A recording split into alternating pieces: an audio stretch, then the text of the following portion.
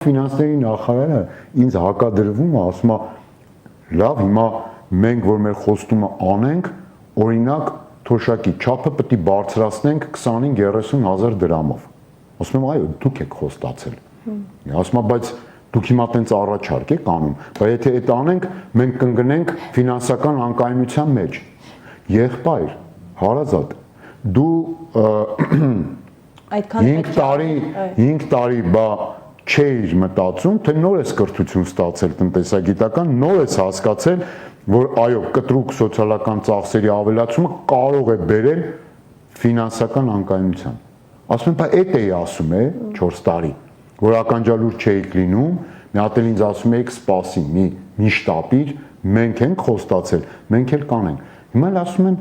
դու մի անհանգստացի, մենք ձևը գիտենք ոնց խաբենք 500,000 թոշակառուի, հեսա կգաս կտեսնես։ Ինստունյան Բաբկենը ասում է,